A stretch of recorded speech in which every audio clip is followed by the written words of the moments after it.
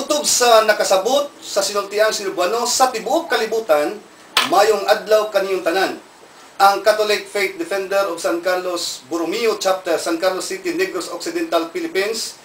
Nudalit na sab kaninyo sa atong programa diha sa cyberspace ang evangelization. Nagisgot kini may tungod sa mga pagtulunan sa simbahang Katoliko. Kini inyong ubos alagad, Brad Septofil Apurado. Kini usab si Brother Salvador Agabon. Kini sa ako sab si Chris Bailon. Ako sab si GR Pantonial. Sa di pa ta magsugod, Brad, ato sang igreet na to ang mga tumaigsuon diya sa mga Catholic Faith Defender Tubigon Chapter. Sila si Father Pampi Sumusot, Brad Dudong Sirogios, Brad Edwin Salada, o Brad Alan Salada. Brad Bador, kung sa itong aming sigutan karon? May hisbutan na to Brad Phil mitungod ni sakramento sa bunyag. Sakit sila kini bautismo sa ning sa baptism. Unsa may bunyag? Bueno, atong tubagon ang pangutana kung unsa may bunyag diri sa atong basahon diri sa libro ni sinulat ni Bishop Luis Larabuer. Sa libro ngayon sinulat na kuluhag My Catholic Faith ini sa page 252 nagkanayon. Baptism is the sacrament that gives our soul a new life of sanctifying grace by which we become the children of God and heirs of heaven. Ngasto pa sa Misaya pamigsoon ngang bunyag mo'y sakramento nga hatag bag-ong kinabuhistong mga kalag, grasya nga mga santos ug nga pinaagi kini niini nahimo kitang anak sa Dios ug manununod sa langit. Muna itong tubag sa pangutana. Usama na siya sa kwan, Brad, no? Usama na sa pito ka sakramento sa simbahang Katoliko, di ba? Oh. Nya akong pangutana ni Brad ba? Human mabunyagan ang usa ka tawo, no? Unsa man ang iyang madawat? Mo konsulta ta diri sa Biblia. So mara sa sulat ni Apostol Pablo ngadto sa sa abot sa mga apostoles kapitulo 2 bersikulo 38 nagkadayon. Atong basahan diri sa buhat 2:38. Nagkanan dinhi. Sa pagkadungog nila niini natandog sila pag-ayo og nangutana kang Apostol Pedro ug sa uban nga mga apostoles. Maigsoon unsa may among buhaton og si Apostol Pedro mitubag. Ikinahanglan kamo nga maghinulsol og magpabunyag kun magpabautismo sa ngalan ni Kristo alang sa kapasiluan sa mga sala ug madawat nila ang gasa sa Dios nga mao ang Espiritu Santo. Busa ang pangutana nga unsa ang madawat sa katawo man sa mabunyagi, klaro nga ang madawat ay mo ang Espiritu Santo. Sa kinay caller, Brad, siguro ato nang transport. Hello? Maayong hapon inyong tanan. May hapon, Brad. Asa kanila, Brad? Kisa tong pangalan, Brad? Ako diay si Brad Jose. Brad Jose. Unsa ato ang relihiyon nga gipasukupan? Membro ko sa Born Again Christian. Born Again Christian. Unsa atong pangutana, Brad? Ako pangutana diha. Mingon lang ko ang usa kanyo kay speaker diha. Human sa bunyag, nadawat ang Espiritu Santo. Unsa may epekto nini? Tubaga. Guys, good shot. Ato si Brad sa butang sa Brad. Salamat, Brad. Sige. Nagisgot siya, bro. Epekto. Unsa kuno ang epekto? Mo gani gisgot dato ang epekto po katong grasya nga pagkasantos kung sanctifying grace. Pero aron ataga to katinawan kung unsa pagid ang lain epekto ato sa mga konsultahon sa Apostol Pablo sa sulat niya sa mga taga-Roma kapitulo 8 bersikulo 15 nga nagkanayon. Roma kapitulo 8 bersikulo 15. Ang espiritu nga inyong nadawat dili maghimo kanyong ulipon aron mahadlo kamo. Hinunuwa kining mga espiritu maghimo kaninyong anak sa Dios.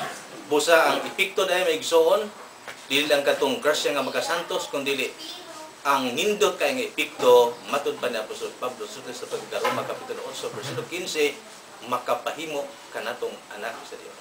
Nindot kay epekto day, Brad, kay makapahimo nato nga anak sa Dios. Nagyon diri ako sa Apostol Pablo diri sa bersikulo 16 nga sanglit mga anak naman kita sa Dios makahimo kita na kita pagsampit sa Dios sa pa sa Dios nga amahan sa pag-ingon amahan ko. Diba? Nindot no? Nindot kay sa to makatahod na ang amahan po nato. Amahan sa tong muna epekto niya. Ato pa nag-ingon po diyan na po nabasa to dapat nga makapanunod pud ta. Sa tanan na din eh. Nagyon po din sa bersikulo 17 Matubag Apostol Pablo din sa mga gapong kapitulo, kining mong espiritu makikiusa sa atong espiritu. Busa makapanunod kita sa tanan nga gitagana sa Dios. Kung nindot sa Big to dahil itong dawa si Brad JR, Brad, dahil kay pangutanan.